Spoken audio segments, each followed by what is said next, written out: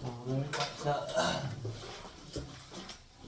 오늘은 우리 전자기도 했던 부분 관련된 내용들 발전 방식들 좀 이야기하고 전체적으로 에너지에 대한 이야기해서 물리 전기 쪽뿐만 아니라 이제 전기 에너지 단원에 대한 마무리를 좀 할까 합니다. 일단 우리 태양에너지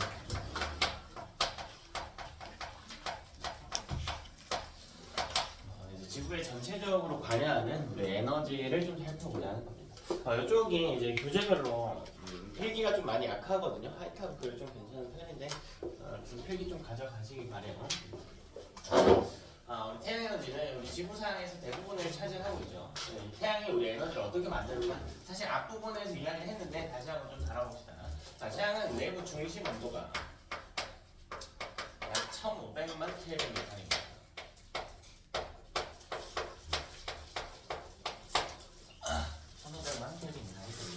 그래서 매우 높은 온도가 형성이 되는데 이때 우리 원자를 보면 원자 핵을 기준으로 전자들이 이렇게 둘러싸여져 있는 구조인데 내부의 에너지가 높기 때문에 이 전자들이 에너지가 높게 돼요.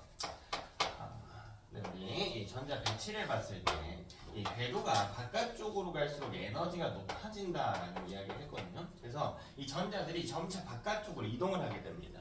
이렇게 고온의 상태에서는 점차 바깥쪽으로 이동을 하게 돼요. 자, 그러다 보면 어느 순간 전자가 원자 핵과 완전 멀어진 순간이 오게 돼요. 완전 멀어진 순간이 오게 돼요. 자, 그럼 이때 원자 핵과 전자가 분리됐다라고 우리가 이야기를 합니다. 자, 이런 상태를 플라즈마 상태라고 불러요. 그래서 1500만 켈빈 이상이 되면 플라즈마 상태가 됩니다.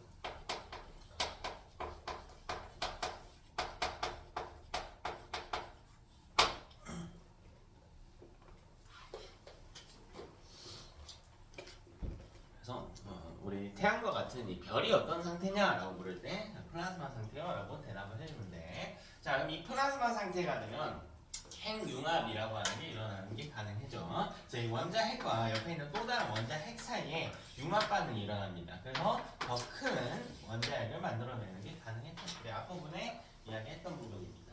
자, 이 상황에서 우리 수소 핵융합이 일어나는 것이 가능합니다.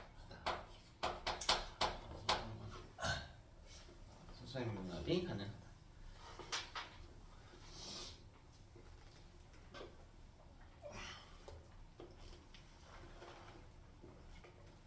우리 수소 핵융합에 대한 시간을 한번 써봐야겠죠. 자, 4개 수소가 필요합니다. 4개 수소 원자 핵이 필요해요.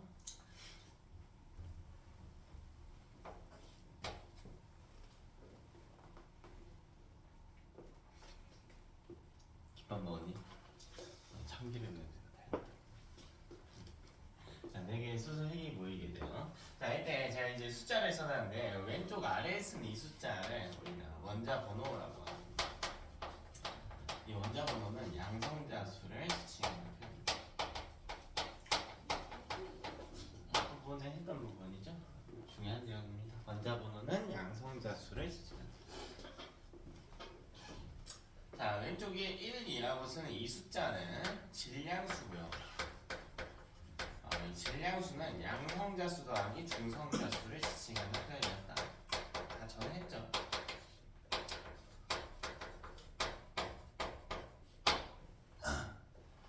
자, 그래서 이 4개의 수소 핵이 융합해서요 He24자리로 변화하게 됩니다.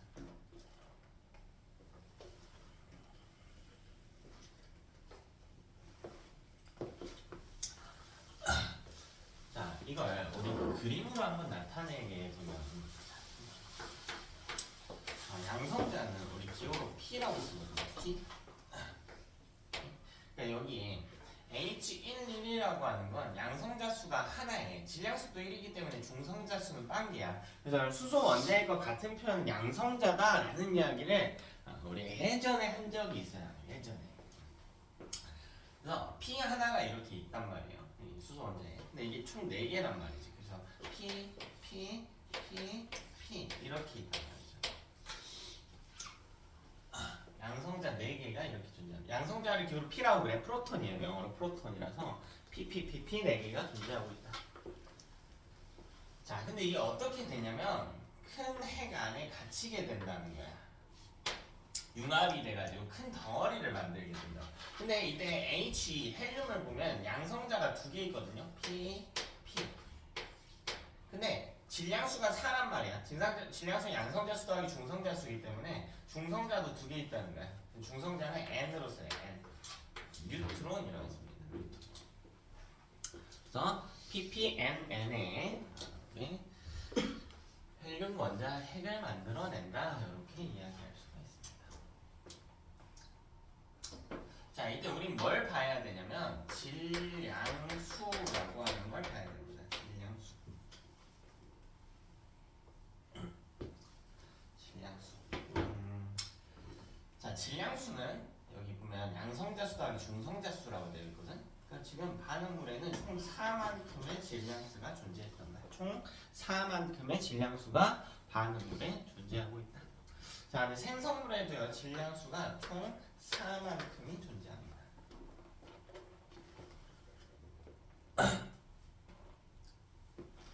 자, 그리고 실제 질량을 재봤어요. 그래서 사실 질량수는 이름에 질량이 들어가긴 하지만 입자의 숫자를 나타내는 표현이야. 개수를 나타내는 표현이야. n가 대표적으로 질량을 나타내는 입자라서 그냥 이 입자가 몇 개 있냐 정도만 표시하는 수치예요. 근데 이거를 질량을 실제로 측정을 해봤대. 질량을 저를 달아본 거지. 네, 보니까 질량이 4.029 정도. 이 숫자는 외울 필요 없어요. 약간의 차이가 있기 때문에 외울 필요는 없어. 뭐 4.029로 나올 때도 있고, 뭐 4.032 이렇게 나올 때도 있거든요. 에서 4.008이 됐단 말이지. 그래서요, 이때 질량수는 일정하다라고 이야기를 하겠지만, 질량 같은 경우에는 감소하는 특성이 있단 말이죠. 자, 우리 이때 감소된 질량, 이게 너무 중요합니다. 자, 이걸 질량 결손이라고. 이 질량 결손이라고 하는 게 어떻게 되냐면 에너지로 전환이 됩니다. 에너지로 전환이 된다.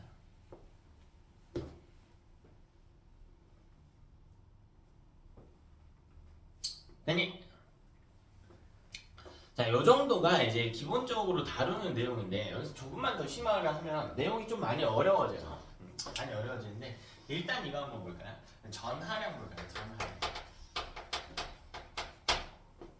전하량 볼까? 양성자 프로톤 하나당 전하량이 얼마죠? 양성자? 원자핵 안에 양성자 하나당 전하량 얼마야? 다 까먹었어요? 우리 원자 번호 뭐 3번 볼까요? 3번 누굽니까? 3번 누구야? 리튬이지. 왜 3번이에요? 양성자 수가 3개. 그죠? 뭐 중성자도 있을 겁니다. 양성자 메인으로. 양성자 수가 3개입니다. 근데 리튬 원자라고 하면 전자가 몇 개 있죠? 3개 있어요. 3개. 원자 번호 수만큼 전자가 있거든. 원자인 경우에는. 근데 왜 3개 있어야 되냐면 원자는 전기적으로 중성이어야 되거든요. 전자 하나당 전하가 얼마입니까? 마이너스 1이지. 근데 전자가 가진 총 전하량이 마이너스 3입니다. 그죠? 그럼 핵의 전하도 얼마야 돼? 플러스 3이야 돼. 이게 뭘 양성자 하나당 전하량 얼마라고? 플러스 1이라고. 되니? 중성자는 0이죠. 그러니까 중성자인 거고. 그럼 볼까? 자, 이 좌변에는 양성자가 4개 있단 말이야. 근데 양성자 하나당 플러스 1이라면 그럼 전하량 얼마입니까? 플러스 4. 여기는 얼마? 우변은 플러스 이겠죠. 중성자 하나당 0이니까. 근데 플러스 4야. 자, 이것도 공정이 돼야 돼. 이 문장이 나올 때가 있어요. 이 전하량에 대한 이야기가 나올 때가 있는데 사실 외우는 건데, 그러니까 이 핵 이런 걸 핵 반응이라고 그래. 그러니까 화학 반응이 아니에요. 얘는 화학 반응이 아니야. 화학 반응이 아닌 이유를 우린 증명할 수 있어. 배웠던 거를 가지고 증명할 수가 있어요. 목이 좀 안 좋네. 오늘 화학 반응의 규칙 중에서 중학교 3학년 때 라부아제가 주장한 법칙이 하나 있거든. 뭐가 있죠? 라부아제가 뭐라 그랬니? 무슨 법칙을 주장했는데 중3 때 배웠어. 반응물의 질량 총합과 생성물의 질량 총합은 같아야 된다. 이거 뭐라 그래? 질량 보존 법칙이라고 하지. 근데 얘는 질량이 보존돼요, 안 돼요? 안 되죠. 안 되지. 얘는 화학 반응이 아니야. 이건 핵 반응이에요. 핵 반응. 자, 이 핵 반응에서 질량 수와 전하량은 보존이 되고 질량은 감소한다라고 그냥 외우는 거예요. 외우는 건데 이거 열심히 공부하는 친구들이 이 그림 보면 헷갈린단 말이에요, 사실. 이게 왜 헷갈리게 되냐면 실제 반응이 이거보다 훨씬 더 복잡해요. 제가 이따 보여드릴 건데 실제로 훨씬 더 복잡하거든. 이 반응 후에 뭐가 나오냐면 두 개 E라고 하는 애가 나. E는 일렉트론이야. 일렉트론 누구니? 전자죠. 근데 얘는 E 플러스예요. 양전자야. 되게 독특한 입자예요. 양전자라고 해서 전자인데 전자랑 거의 똑같은 질량을 가지고 거의 비슷한 입자인데요. 플러스 전환에 띄는 독특한 입자가 있습니다. 그러니까 이거를 문제에서는 안 내. 근데 내가 왜 굳이 써주냐면 이것 때문에. 이게 없으면 전화량이 보존된다라는 걸 인지하기가 쉽지 않기 때문에 써드리는 거고요. 그 다음 이 질량에 관해서도 헷갈리는 부분이 있어. 이게 내용이 깊어져서 그렇게 되는 건데 뭐가 헷갈리냐면 그럼 양성자 하나랑 중성자 하나의 질량을 비교를 해보면요. 기본적으로 중성자가 약간 더 무겁거든요.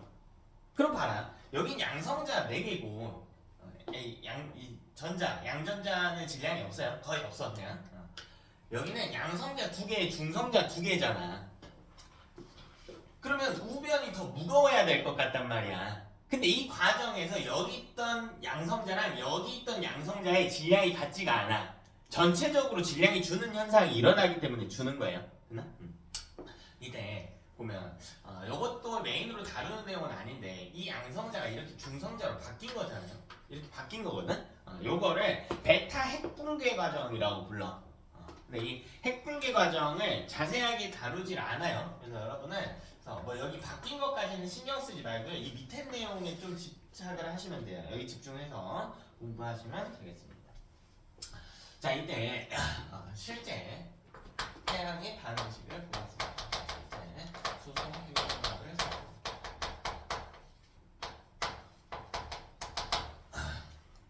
실제 수소 핵융합 과정을 좀 살펴보도록 하자. 요게 기본식이고 좀 심화된 식은 여기서 등장을 합니다. 자, 어떻게 생겼나 한번 볼게요. 자, 먼저 11H가 등장합니다. 밑으로 쭉 내려갈게요. 자, 그리고 11H가 하나 더 등장해요. 자, 그리고 11H가 하나 더 등장해요. 자, 이 세 개가 한 덩어리예요. 세 개가 한 덩어리야. 자, 그리고 밑에 이 수소 원자의 세 개가 또 등장합니다. 세 개, 세 개. 됐나? 세 개가 이렇게 등장합니다. 자, 그럼 첫 번째로 어떤 일이 일어나냐면 이 둘이 합쳐져요. 이 둘이 합쳐집니다. 자, 그래서 뭘 만들어내냐면 1, 2H를 만들어내요.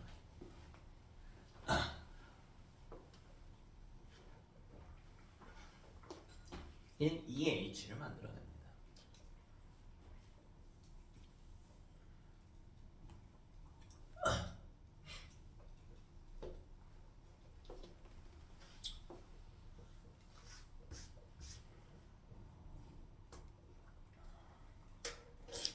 자, 저게 뭔가 하고 봅시다.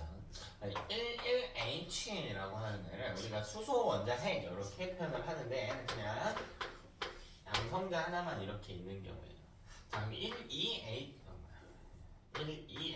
자, 이렇게 생긴 애는 뭐냐면 왼쪽 아래 양성자 수가 1이거든. 근데 여기 질량 수가 2야. 그러면 중성자도 하나 있다라는 뜻이야. 이렇게 생긴 애예요. 자, 이게 수소라고 부르면 얘는 뭐라고 부르냐면 중수소라고 부르요. 전자가 붙었으면 이제 이렇게 읽는 거고 전자 빼고 하면 핵이라고 붙이면 돼요. 중수소. 요 중이 뭘까? 중이 뭘까? 무거울 중자입니다. 애보다는 무겁다고요. 되나? 몇 배 무겁죠? 질량수가 2배니까 2배 무겁죠? 그래서 이중수소라고도 불러요. 2배 무겁다. 자, 이런 애도 있어. 그러니까 원자 번호를 결정짓는 건 양성자란 말이에요. 양성자. 보편적으로 수소는 중성자를 갖지 않지만 중성자를 가져도 된다는 거예요. 하나. 근데 2개 가져도 된다고요. 2개. 이렇게 가져도 된다고. N은 뭐라고 불러? 몇 배 무거워? 뭐라고 불러? 이게 상등수소야. 자, 이런 걸 동위원소 관계라고 불러요. 동위원소 관계.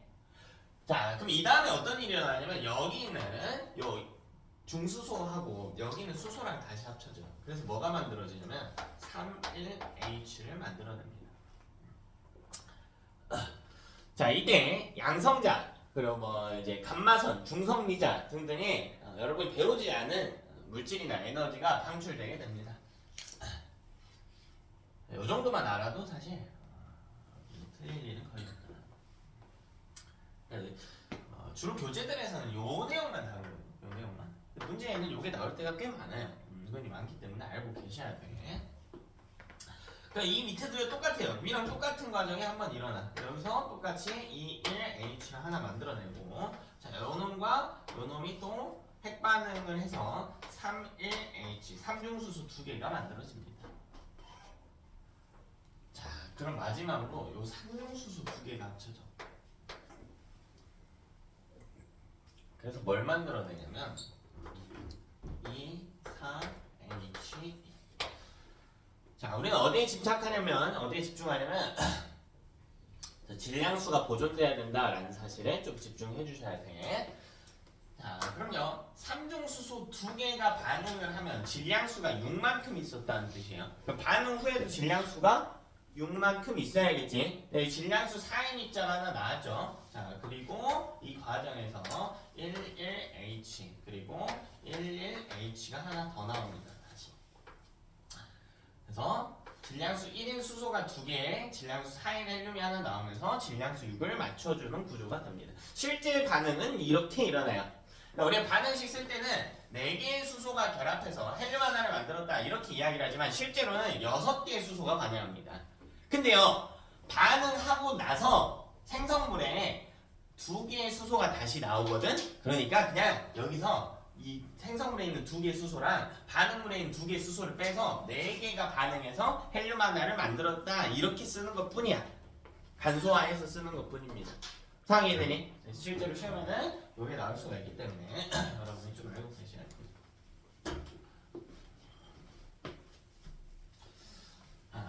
이때 우리는 이 반응의 시행 중에 에너지가 발생한다는 거거든요. 자, 이렇게 에너지가 발생하는 걸 질량 에너지 동등성이라고 이야기합니다. 혹은 등가 이렇게도 이야기합니다.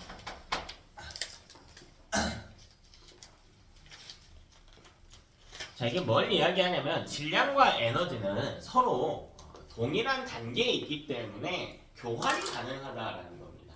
우리가 알고 있는 이제 기존의 질량 보존을 좀 깨트릴 수 있어야 됩니다. 사실 질량 보존에 오류가 있는 건 아닙니다. 라보아지는 화학 반응에서 그렇다라고 이야기를 했고 이건 화학 반응이 아니기 때문에 질량 보존 법칙에 문제가 있는 건 아니야. 이건 아인슈타인 주장이었고요. 질량과 에너지는 서로 교환이 가능하다.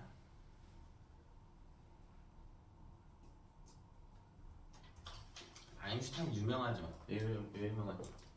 뭐 했나요? 아인슈타인 특수상대성 이론을 주장해서 몰라? 특수상대성 유명하죠. 네. 실제로는 이제 요걸로 노벨상을 탔어요. 그래서 아인슈타인이 뭐라고 하냐면 에너지는 같다라는 거예요. 뭐가 같냐면 델타 M. 자, 이 델타 M은 질량 결손값이야. 이런 핵반응이 일어날 때 질량의 변화값이 있다면 여기다가 곱하기 C의 제곱만큼을 해준 요만큼을 곱해준 만큼 요 에너지가 발생할 수 있다라고 주장을 한 겁니다. 자, 이 C는 진공 상태에서 빛의 속력이고 이걸 수치로 나타내면 3.0 곱하기 10의 8제곱미터/s 정도 됩니다. 그렇죠? 3.0 곱하기 10의 8제곱미터/s 정도 됩니다.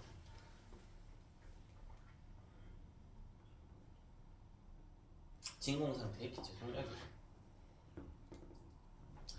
우리가 보는 빛하고 진공 상태의 빛의 속력은 꽤 많이 달라요. 진공 상태일 때 훨씬 빠릅니다. 1초 만에 지구 7바퀴 반 도는 속도입니다.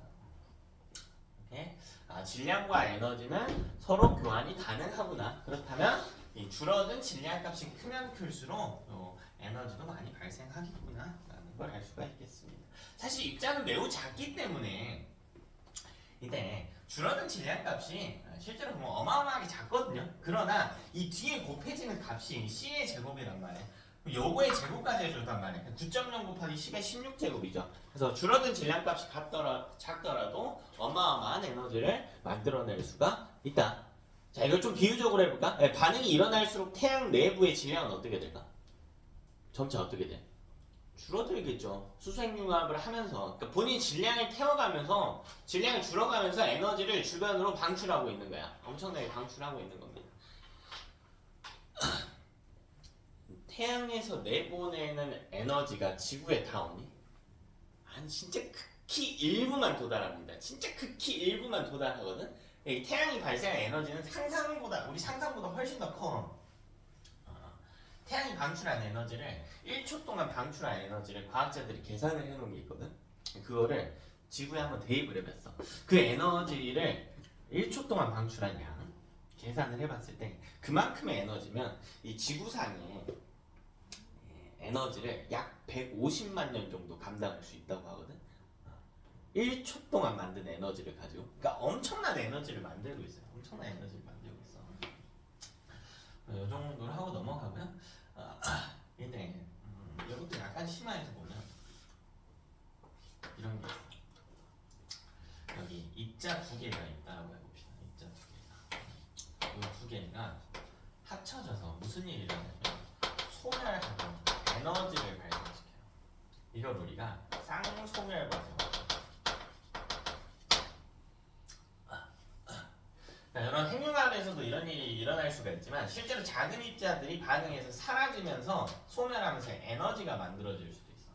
그리고 이 에너지를 가지고 작은 입자 두 개를 만들어낼 수도 있고 입자들을 만들어낼 수 있거든요. 자, 이건 쌍생성이라고 해요. 저는 그냥 입자예요. 입자. 그래서 입자가 사실 사라질 수도 있다는 겁니다. 사실 사라질 수도 있구나. 생겨날 수도 있구나.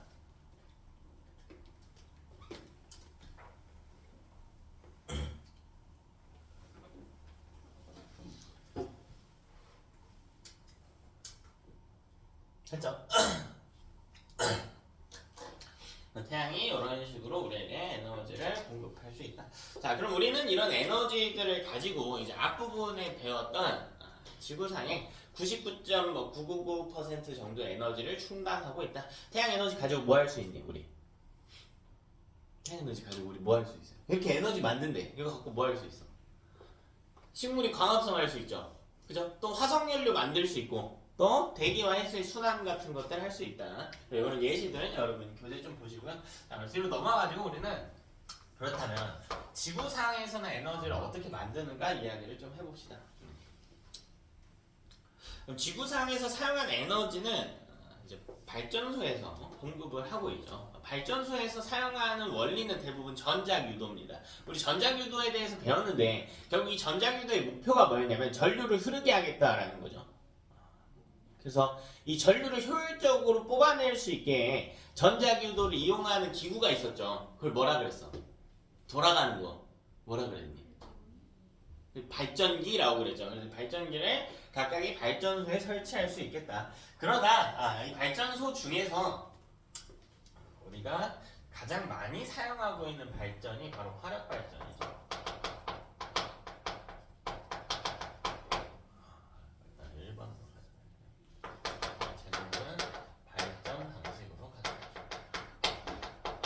여기는 어려운 거는 없어요. 여러분 다 외우는 거고. 이것도 좀 은근히 오답률이 높은 단원인데 교재 내용이 좀 부실해요. 학교별로 차이점도 좀 크고. 나는 정리를 좀 해놓자. 화력 발전. 자, 먼저 이 화력 발전의 에너지 발생 방식부터 한번 좀 따져봅시다.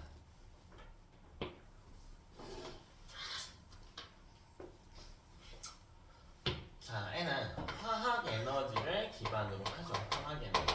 왜 화학 에너지를 기반으로 하는가? 얘는 화석연료를 사용하거든요. 석탄, 석유, 천연가스 등을 사용합니다. 자, 그래서 이 화학에너지 가지고 열에너지를 만들었지. 전에 했으니까 이따부터 가져갈게요. 물을 끓였다.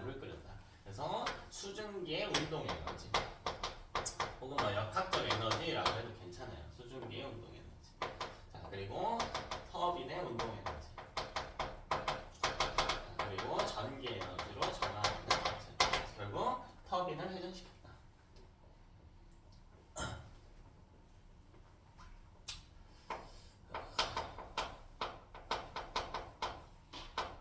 이때 우리 화력발전의 장점에 대해서 이야기를 좀 해봅시다. 그러니까 사실 단점이 많이 부각은 되어 있죠. 화력발전의 대표적인 단점이 뭐니? 왜 환경오염이 일어나요? 화석연료의 생성? 사용해서? 그래서 뭐가 문제인데? 화석연료 사용하면 뭐가 문제죠? 온실가스인 누구? CO2. 그렇죠. CO2가 제일 문제지. 근데 이 CO2가 왜 발생할까?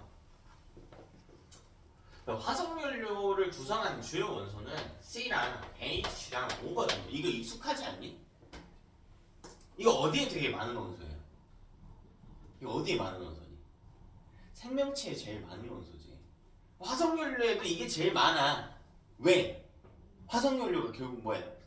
그치, 생명체 사체로 만들어진 거니까. 그럼 여기서 문제가 되는 게 누구예요? C겠죠? 결국 이 C에다가 O2를 반응시키면 CO2가 나온다, 연소시켜서. 이게 문제란 말이야. 이렇게 단점이 많이 부각이 되지만 사실 우리나라 기준으로만 봐도 에너지 90% 이상은 화력발전소에서 충당하고 있거든, 아직도. 그 뭔가 이 다이나믹한 장점이 있다라는 거야. 대체 가능한 기술도 많이 없고. 이 장점 중에 대표적인 게 뭐냐면요. 얘는 건설에 제약이 거의 없습니다. 매우 적은 편이에요. 그러니까 이게 우리 집 앞에 있으면 기분이 나쁠 것 같은데 어떤 기분이나 이런 걸 이야기하는 게 아니라 기술적인 부분을 이야기하는 거야. 당연히 우리 집 앞에 화력발전이 있으면 좋지는 않겠죠. 근데 지어도 된다고요. 공기가 뿌옇겠지만 지어도 된다고. 기술적으로 문제가 되지는 않아. 못 지을 이유는 없어요. 그러니까 어디 지어도 상관이 없습니다. 결국 화석연료만 있으면 되고 그 화석연료를 어디선가 가져오면 되니까, 트럭에 실어서 가져오면 되니까 기술적으로 문제가 될 부분은 없어요. 그래서 이 어떤 부지 선정이나 부지의 제약이 적고요. 아무데나 지어도 상관없습니다.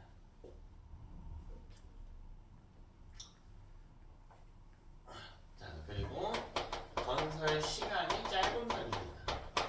약 2년 정도밖에 안 걸리거든요.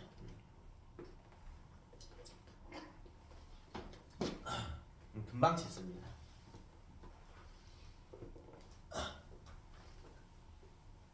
자, 그리고 에너지 효율이 높은 편입니다. 에너지의 효율이 높은 편이에요.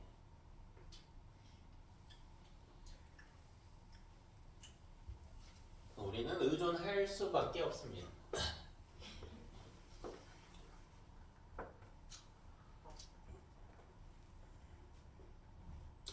사실 이 모든 발전소는 이제 발전소가 이렇게 있으면 화력발전소는 외연을 뿜어내는 형태겠지. 그래서 도선을 가지고 이제 중간에 어떤 송장 탑들이 있을 거고 이렇게 쭉 와서 부상변압기에 도달해서 다시 선 따라서 우리 집에 이렇게 연결되어 있는 구조란 말이야. 요새는 이 전선을 볼 일이 거의 다 없죠. 다 어떻게 해놨어? 그치, 땅에 다 묻어놨죠. 땅에 다 묻어놔가지고 이 지중화라고 하는데 볼 일이 난 설에 이제 조카들을 보는데 의외로 애들을 좀 좋아하거든. 미안, 너네는 별로 안 좋아. 애기들 너네 너무 컸어. 징그러워. 농담입니다. 애기들 좋아하는데 이제 조카 하나가 있는데 조카랑 같이 동화책을 보고 있는데 만화책이 하나 있더라고. 만화랑 동화의 중간쯤 되는 책이 있다. 참새가 이렇게 전깃줄에 이렇게 앉아있는 거야. 근데 애가 전깃줄을 이해를 못하는 거야. 한참 위에 고무줄이 왜 있어? 이렇게 하는데 너무 귀엽더라고. 너무 귀엽더라고. 그래서 엄청 올리니까 나 좀 깜짝 놀랐어. 아 이걸 볼일 거의 없을 수도 있겠구나 했는데 여기 없어요. 근데 이 선이 길어지면 길어질수록 이런 중학교 때 배웠던 저항의 개념인데 이 길이가 길어지면 저항이 커지거든요. 그럼 손실이 늘어나요. 그러니까 사실 이 전선의 길이가 어때야 될까? 짧아야지. 그럼 그게 무슨 말이야? 이 발전소가 어디에 있는 게 유리? 그치, 가까이 집 앞에 있는 게 유리하단 말이야. 그러니까 화력발전은 사실 이 도심 주변에 있어야 돼요. 도심 한가운데 있으면 근데 공기가 너무 탁하기 때문에 이제 대기오염의 측면에서 우리가 좀 외곽으로 빼놓는 것 뿐이죠. 경기도 외곽에도 그래도 꽤 많이 있어요. 화력발전소가. 단점들이 딱 단점은 명확하게 환경 오염이 있는데 환경은 조금 두루뭉실하죠. 정확하게는 대기 오염이 가장 크죠. CO2의 발생인 대기 오염이 가장 크다. 여기 뭐 지구온난화에 대한 이슈가 계속 이어지고 있기 때문에 주의를 해야 됩니다. 자 그리고 매장량의 한계가 있죠.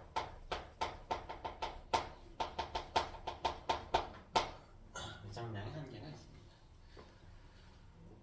지금 정도면은 이제 지금 정도의 속도로 소비를 하고 추가적인 발견이 없다면 2000년대 후반 정도에는 완벽히 구가야 되지 않나 이렇게 추산을 하고 있어요. 자 그리고 매장량이 한계가 있으면 심지어 매장량이 불균이라고. 그러니까 이건 전 세계적으로 불균이하다. 그러니까 몰려 있죠. 어디 몰려 있니? 중동에 몰려 있죠. 걔네는 뭐 하나로도 돈이 천방지축 넘쳐나는. 부럽다. 그렇게 살면 재밌을까? 모르겠다. 아무것도 안 해도 돈이 졸라 많아. 재밌어. 불균이라고. 우리나라 납니까 안 납니까? 안 나죠. 나요. 납니다. 나. 우리나라에 공룡 화석 되게 많은 거 알아요? 공룡뿐만 아니라 뭐 이제 중생대, 신생대에 있었던 파충류. 그 다른 나라들에 비해서 어떤 특징이 있냐면 사실 우리나라는 공룡에 뼈화석은 많이 없거든요. 지층의 특징 때문에 뼈화석은 많이 없는데 흔적 화석들이 되게 많아요. 뭐 발자국이나 이런 게 되게 많은데 공룡하고 막 다른 종들이 어마어마하게 섞여 있거든. 그래서 한반도는 중생대, 신생대 이때 뭐 중국하고 합쳐져 있었어요. 그때는 붙어 있었는 땅이. 이제 생물의 밀도가 가장 높은 국가 중 하나였어. 밀도가 가장 높았거든요. 엄청나게 많았어요. 근데 잘 안 나. 왜 안 날까? 왜 안 날까? 땅이 너무 단단해. 없는 게 아니라 땅이 너무 단단해요. 이거를 파고 들어가기가 힘든 거야. 이제 암석의 특징 때문에 그렇게 되는데 주로 이제 화강암으로 구성이 되어 있죠. 단단하고요. 그 덕에 이제 물이 좀 깨끗하다라는 장점이 있지만 그래서 시추하기가 좀 많이 어렵습니다. 또 지층의 특성상 이제 퇴적되기 힘든 것도 일부 있는데 그걸 빼더라도 동해안에 천연가스 꽤 많이 나거든요. 화석연료 나요. 우리나라도 납니다. 가스 형태로 많이 나요. 매장량이 좀 불균이하다. 이런 단점이 있다. 자, 그래서 이걸 보완하기 위해서 이 단점을 보완하기 위해서 핵발전을 사용할 수가 있어요. 핵발전. 자, 이 핵발전은 핵에너지를 사용합니다. 핵에너지. 핵에너지는 핵연료를 사용하기 때문에 우리가 핵에너지라고 불러요. 다음 이걸 가지고 열에너지를 만들어냅니다. 열에너지를 가지고요 다시 수증기의 온도가 그러니까 물 끓여요. 이거 물 끓여서 터빈 돌리고 터빈의 운동에너지 그리고 전기에너지. 오늘 어려울 거 많이 없어요 여러분. 좀 교재 필기 부실하기 때문에 필기 보충하고 외울 거 외운다는 느낌으로 하시면 됩니다. 자, 먼저 장점부터 봅시다. 자, 얘는 그래도 매장량이 균이란 편이에요. 매장량이 균이란 편입니다. 화석연료에 비해서는 좀 균이란 편이에요. 우리나라에도 납니다. 우리 핵연료 대표적으로 뭐 있니? 우라늄 있죠? 나요. 핵연료. 우라늄. 배정량이 좀 균일한 편이다.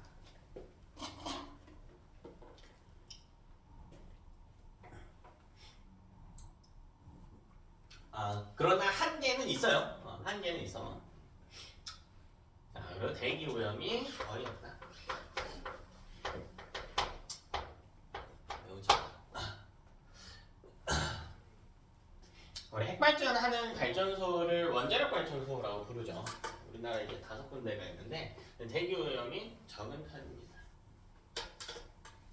내가 옛날에 이제 원자력 발전소에 잠깐 근무를 했던 적이 있었는데 여기가 엄청 커요.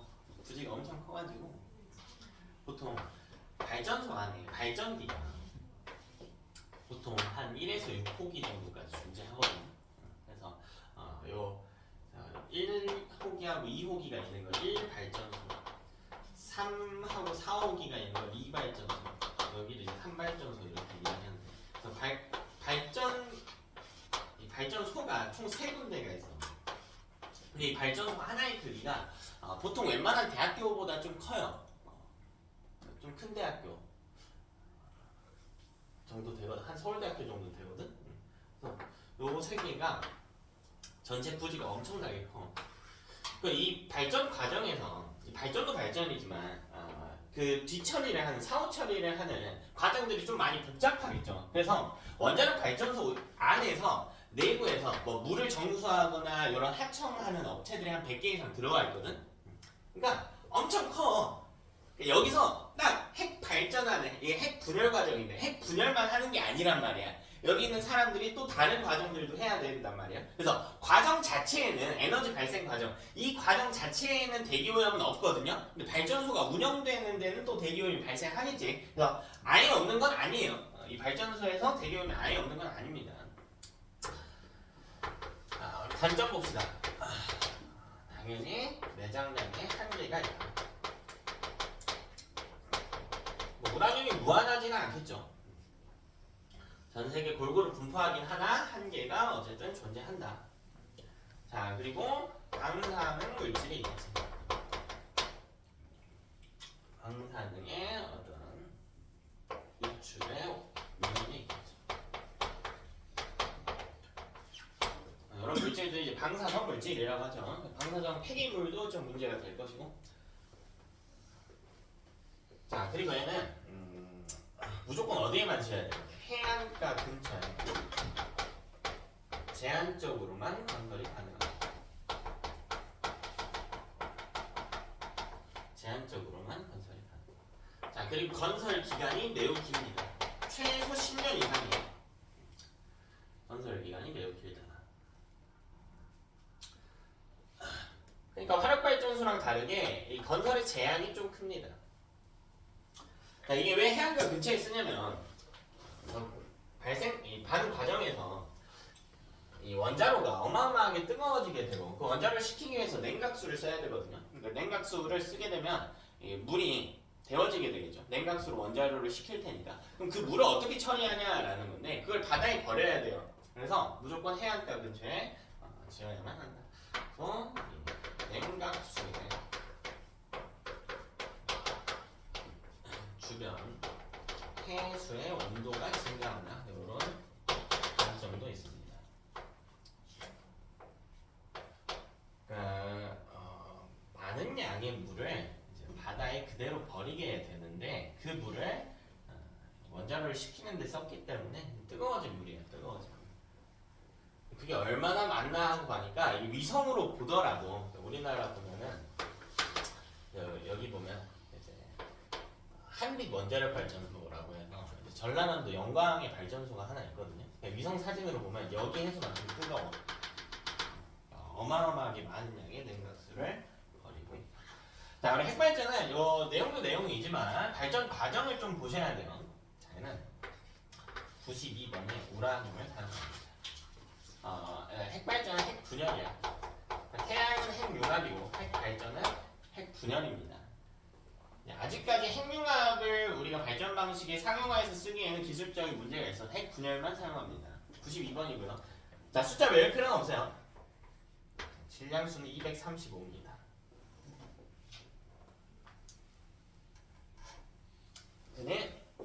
자, 여기 받았다가 반응이야. 누가 반응하냐면 1, 0, n이라고 합니다. 자, 우리 1, 0이야. 얘가 누구냐? 중성자죠. 양성자 수반계 질량수 1이니까 중성자 하나 있는 자, 중성자입니다. 근데요, 이 중성자는 우라늄과 반응을 해야 되기 때문에 너무 빨리 움직이면 안 돼. 저희 반응할 시간이 필요하기 때문에 그래서 이 중성자의 특징이 뭐가 있냐면 저속이어야 됩니다. 이거는 저속 중성자로. 저속의 중성자. 그래서 이 저속의 중성자가 우라늄과 반응을 하게 되면 56번에 바륨이라고 하는 입자가 나옵니다.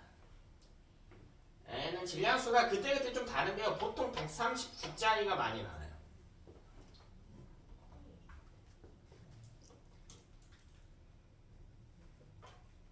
자, 그리고 36번에 KR, 얘는 크립톤이라고 있는데 크립톤이라고 하는 입자가 나옵니다. 입자도 굳이 외울 필요 없어요. 애 질량수는 94 정도가 됩니다. 94. 그래서 아까랑 다르죠. 우리 핵융합에서는 작은 애들이 모여서 큰 걸 만들었는데 얘는 큰 우라늄이 이제 작은 바륨과 상대적으로 작은 바륨과 크립톤으로 쪼개졌다. 그래서 핵분열이라고 부른다. 자, 근데 핵분열 역시요. 핵융합과 동일하게 질량수는 일정해야 되거든. 질량은 줄어들고 그럼 보면 이 반응물의 질량수가 얼마냐면 2, 3, 5의 1이란 말이야. 그 총 얼마니? 2, 3, 6이죠. 그럼 여기도 얼마가 나와야 된다고? 2, 3, 6이 나와야 된다. 더 해볼까요? 얼마죠? 더하면 얼마 나와요? 2, 3, 3이 나오죠. 부족하지 얼마만큼? 3만큼 부족해. 그럼 3만큼을 누가 채워주냐면 3개의 중성자가 나와요. 3개의 중성자가.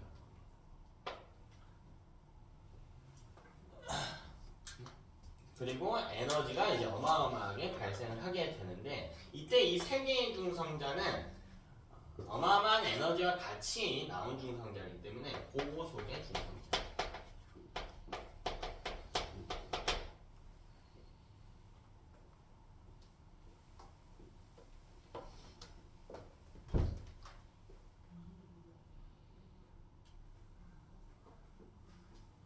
근데 이 고속의 중성자 상을 보면 이게 원자로라고 했을 때 우라늄이 하나만 있지 않겠지. 어마어마하게 많이 있을 거야. 입자들이 많이 있겠죠. 근데 여기다가 얘가 중성자 하나를 반응을 시켰더니 무슨 일이 일어나냐면 결과값으로 3개의 중성자가 나왔다고. 근데 이 3개의 중성자가 가만히 있는 게 아니라 이 우라늄과 다시 각각 하나 이렇게 반응할 수가 있다고요. 그래서 이 고속의 중성자 요 놈이 다시 뭐 하냐면 이 각각 3개의 우라늄과 반응할 수가 있어요.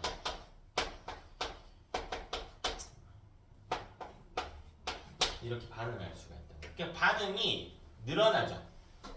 한 번 반응하면 중성자 3개 나오기 때문에 중성자 하나당 반응 하나 일으킬 수 있으니까 반응이 3번 더 일어나. 그럼 이 이후에는 중성자 몇 개 나올까? 그러니까 반응 하나당 중성자 3개 나오니까 몇 개 나와요? 9개 나오죠. 그럼 반응이 9번 되겠지. 그 다음은요? 그 다음은 27번, 81번, 243번 이렇게 기하급수적으로 증가하게 되지. 자, 이런 걸 뭐라고 부르냐면 연쇄 반응이라고 해요. 연쇄 반응이라고 해요. 근데 연쇄 반응이 일어나기 위해서 중요한 조건이 하나 필요합니다. 유라늄과 반응하는 중성자는 속도가 어때야 된다고 해서? 느려야 된다고. 근데 나온 애는요? 속도가 어때? 빠르지. 그럼 반응을 만들려면 사실 애 속도를 어떻게 해줘야 될까? 늦춰줘야지. 그래서 이 속도를 늦춰주는 게 필요해. 뭐가 필요하냐면 감속제라고 하는 게 필요합니다. 자, 얘가 중성자의 속도를 늦춰주는 거야. 그래서 이 감속제 때문에 애들이 많이 틀려요. 자, 왜 틀리냐면 감속제는 속도를 늦춰주는 거야. 근데 뭐의 속도를 늦춰준다고요? 중성자, 그치, 고속 중성자의 속도를 늦춰줘서 연쇄 반응을 일으키는 거지. 그럼 감속제를 넣어주면 넣어줄수록 반응하는 속도는 어떻게 돼요? 올라가죠. 감속제를 이름 보고 아, 반응 속도가 느려지는구나 라고 생각하는데 그게 아니야. 감속제는 중성자를 감속시키는 거야. 그래서요 연쇄 반응을 유도하는 겁니다. 그래서요 결국 반응하는 속도는 증가하는 거죠. 반응을 느리게 하는 게 아니구나. 중성자를 느리게 하는구나. 그럼 반응 속도는 빨라지는구나 라고 해석을 해야 됩니다. 주로 이제 물이나 흑연 같은 걸 사용하고요. 근데 결국 우리가 이렇게 반응을 빨리만 하게 되면 이 너무 많은 양의 에너지가 한 번에 나오기 때문에 감당이 안 되지. 이렇게 핵반응의 속도를 기하급수적으로 빠르게 해놓은 걸요 우리가 핵무기라고 불러. 원리가 같아요 사실. 핵무기도 원리가 같아. 핵반응을 사용하는 거야. 핵반응을 사용하는 건데 뭐 실제로 쓴 거는 우리 뭐 대표적으로 일본에 던진 거 있죠. 뭐 있니? 히로시마랑 나가사키에 던진 거 있죠. 미국이. 그거는 사실 핵융합을 이용한 이제 무기거든요. 수소 핵융합을 이용한 무기고. 네, 핵융합하고 핵분열은 좀 차이가 있죠. 네, 둘 다 결국 이 과정에서 질량이 줄어들면서 에너지가 발생한다라는 건데 핵분열은 우리가 속도 조절이 되거든요, 사실. 근데 핵융합은 아직 좀 어려워. 기술적으로 좀 어려워. 온도 조절이나 속도 조절이 어려워서 발전소에서 핵분열만 쓰는 거야. 근데 우리가 이런 식으로 무기를 만들면 안 되잖아. 목표는 지금 발전하겠다는 거니까. 그래서 반응 속도를 늦출 수도 있어야 돼요. 그 장치를 제어봉이라 그래. 반응 속도를 제어한대. 제어봉. 근데 이 반응 속도가 빨라지는 이유가 뭐냐면 연쇄 반응 때문이었단 말이야. 이 중성자가 일으키는 연쇄 반응이었기 때문에 제어봉이 뭘 하냐면 중성자를 흡수해버려. 중성자를 흡수합니다. 그러면 연쇄 반응이 억제되겠죠. 연쇄 반응을 일으킬 중성자를 지가 흡수해버리니까. 그러면 반응 속도가 훅 줄게 되겠지.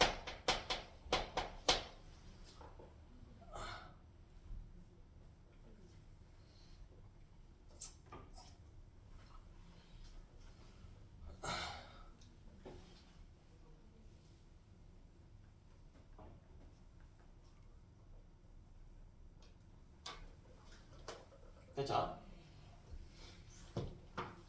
이런 식으로 우리가 핵분열을 하고 있다. 핵분열도 핵융합과 동일하게 질량수는 보존이 돼요.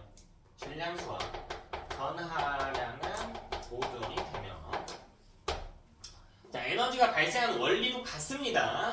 질량 결손을 가지고 에너지로 전환하는 장치입니다.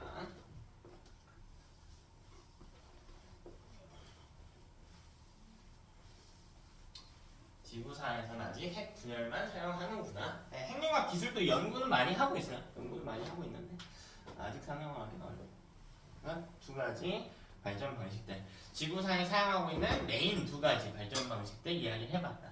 자, 세 번째로 메인은 아닌데 NA랑 다르게 좀 매장량이 문제가 없다라는 특징이 있던가 혹은 뭐 대기오염이 좀 없는 이런 신재생 에너지들도 좀 같이 다뤄봅시다. 어려울 건 없습니다. 뭐 대표적으로 풍력이겠죠. 풍력.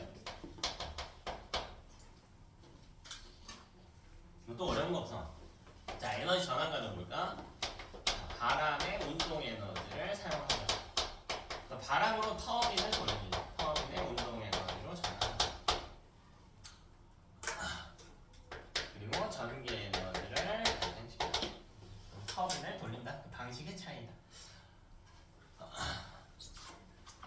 얘는 은근히 어디서 틀리냐면 요것 때문에 틀려요. 바람의 운동 에너지를 사용한다라고 했잖아. 선지 중에 이런 문장이 나올 때가 있거든. 풍력 발전은 태양을 근원으로 한다. 이거 맞아 틀려? 풍력 발전은 태양을 근원으로 한다. 이거 맞는 말이에요. 요 문장에서 많이들 나가거든요. 왜? 바람이 부는 것 자체가 지면이 이렇게 있으면 여기 있던 공기가 데워져서 상승한단 말이에요. 여기가 비게 되고 확산에 의해서 여기를 채워주려는 움직임, 이게 바람이거든. 그러니까 바람이 부는 게 결국 태양 에너지 덕분이란 말이야. 따라서 바람의 운동 에너지를 사용한다는 것 자체가요, 태양 에너지를 근원으로 한다는 이야기가 됩니다. 태양 에너지를 근원으로 한다. 장단점만 딱 정리합시다. 별거 없으니까. 자, N은요, 설치하는 기간이 매우 짧습니다. 설치하는 기간이 매우 짧아요. 우리 이렇게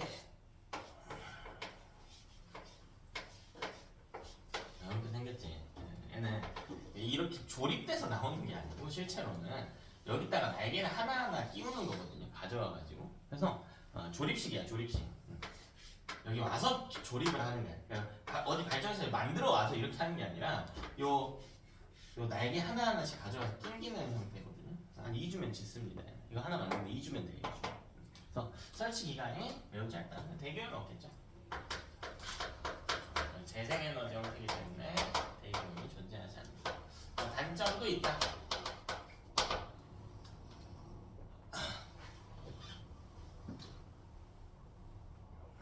자, 일단 기본적으로 풍력 발전은 시끄러워요.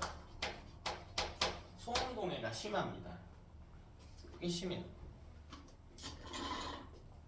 구경 가본 친구들 있니? 없어? 저희 우리나라 강원도 쪽이나 충북 쪽에 많이 있는데 바람 많이 부는 동네에 많이 있거든요. 엄청 시끄러워요. 돌아가면서 내는 소음이 굉장히 큽니다. 그래서 이제 주변 동식물들한테 피해를 좀 많이 줄 수가 있는 구조입니다. 뭐 새하고 충돌할 우려도 있고.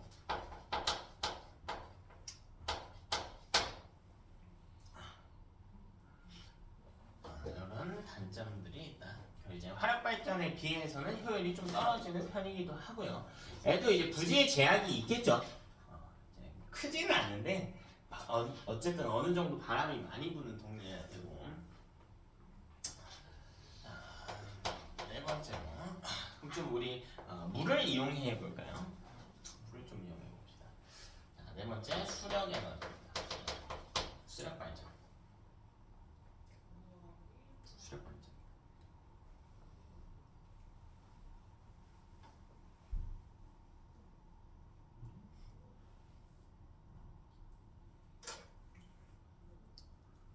그래서 이 수력 발전 보면 얘는 보통 이제 강이나 저수지 이런 데에다가 짓는데 여기다가 댐을 하나 이렇게 지어놓겠다.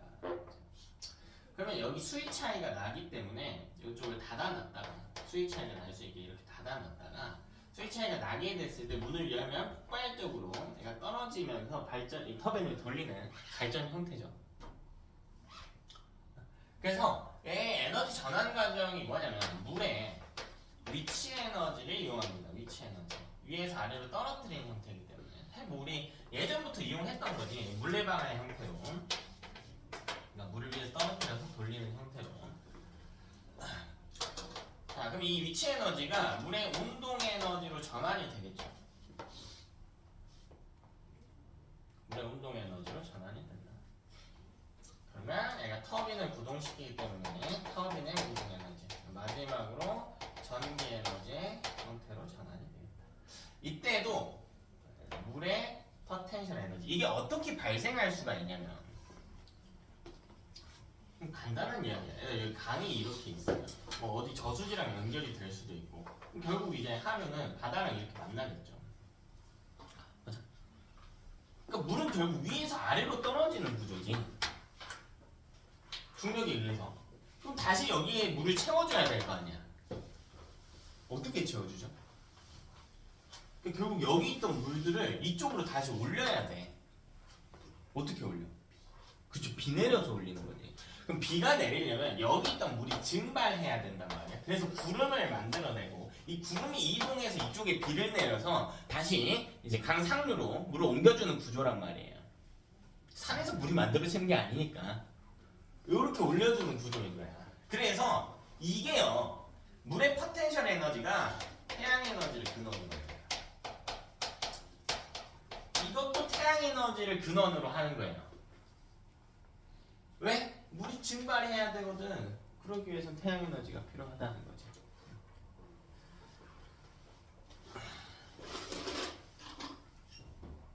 그죠? 이렇게 수력 발전의 형태가 있겠다. 그다음에 이제 장점으로 보자면 뭐 장단점을 크게 많이 묻지는 않는데 형태가 좀 다양해서 대기업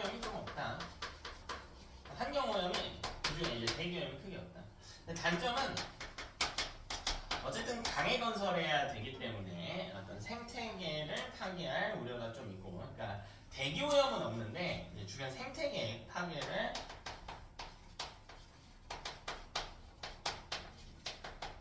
유도할 수도 있고요. 애초에 면적이 좀 커야 되거든요. 또 강해져야 되기 때문에 생태계에 영향을 줄 수가 있다. 그래서 얘는 좀 이런 피해를 최소화하기 위해서 크기를 작게 만들기도 해. 그런 걸 소수력 발전이라고.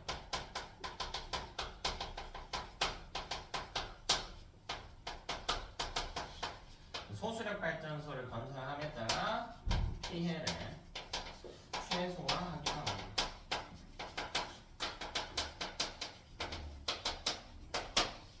이거 나오면 다 모르던데. 소수력 발전 배운 적 없다는데 소가 작다는 거예요. 그냥 규모를 작게 짓겠다고.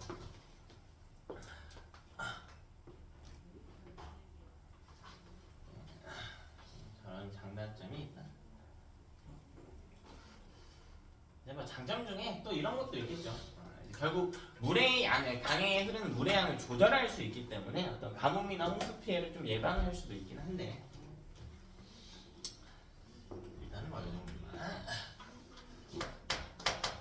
그럼 우리 강 말고 바다로 좀 가봅시다.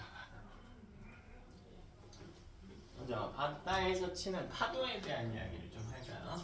그걸 타력 발전이라고.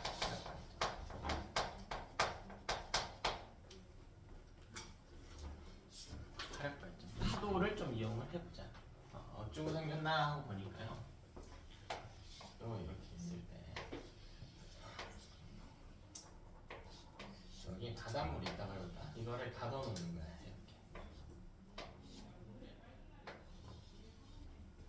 이렇게 바닷물을 가둬놓는 거야. 해안가에다가 바닷물을 이렇게 가둬놓는 거야.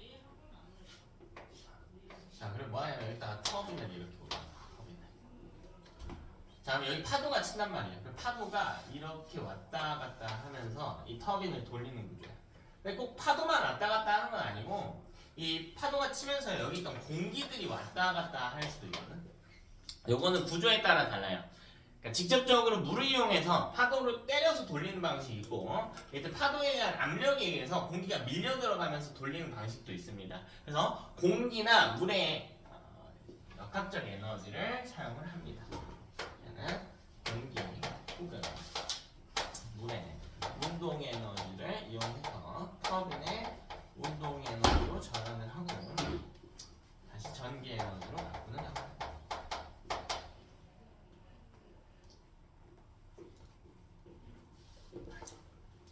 장점 볼까요? 당연히 대기 오염이 없죠, 당연히. 대기 오염이 없다. 이건 재생 에너지의 공통적인 장점이죠. 대기 오염이 존재하지 않는다. 자, 그러면은 방파제의 기능을 갖고 있기도 해요. 이제 크기가 큰, 이제 파고가 높은 파도가 치면 해안가 주민들이 피해를 볼 수가 있는데 좀 막아줄 수가 있다. 단점 볼게요. 자, 얘는 파손의 위험이 높습니다. 결국 이제 운동 에너지를 가진 물을 가지고 때리는 구조이기 때문에 파손의 위험이 좀 높습니다.